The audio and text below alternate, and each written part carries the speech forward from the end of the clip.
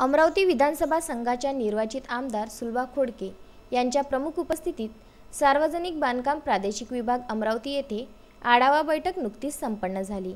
नागरिकांची असुविधा टाळण्याकरिता प्रगतीपथावरील कामे, प्रलंबित कामे तसेच प्रस्तावित कामांची गतीने पूर्तता व्हावी याकरिता आमदार सुलभा खोडकेद्वारे या प्रसंगी विशेष पुढाकार घेण्यात आला।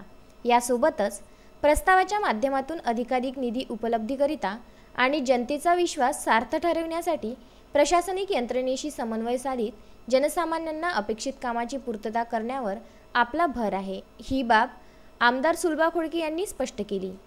आज अमरावती मतदारसंघातली सार्वजनिक बांधकामच्या माध्यमातून जी कामं चालू आहे, काही सेंट्रलचे आहे, काही महाराष्ट्राचे आणि काही महानगरपालिकेची जी कामं आहे ती या ठिकाणी अर्धवट आहे। अनेक लोकांना या ठिकाणी रस्त्याने चालताना अडचणी होतात आणि त्या अडचणी होत असताना त्या ठिकाणी काही अर्धवट कामं चालू आहे, काही कामं प्रगतीपथावर म्हणून दाखवलं आहे ते सुरूच नाही आहे आणि काही कामं असे आहे की निविदा प्रक्रियेवर आहे। म्हणून त्याचा आढावा घेण्यासाठी आणि ही कामं लवकरात लवकर झाली पाहिजे आणि चांगल्या पद्धतीने झाली पाहिजे।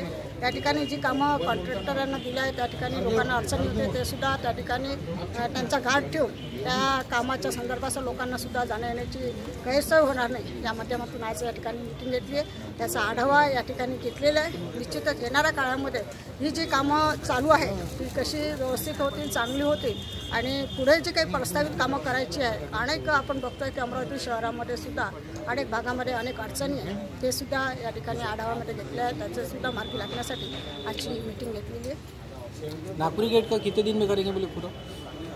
वो 2020 तक ऐसा बोला है, उनका प्रस्तावित है 2020 में वो ब्रिज हो जाएगा। नीचे का रास्ते का काम अभी चालू होने वाला है। या प्रसंगी माजी महापौर रीना नंदा, ॲडव्होकेट किशोर शेडके, अविनाश मार्डीकर, प्रशांत डवरे यांच्यासह सर्व भारतीय राष्ट्रीय काँग्रेस पार्टी व मित्र पक्षाचे कार्यकर्ते तसेच पदाधिकारी उपस्थित होते। Vidarbha news bureau, Amravati.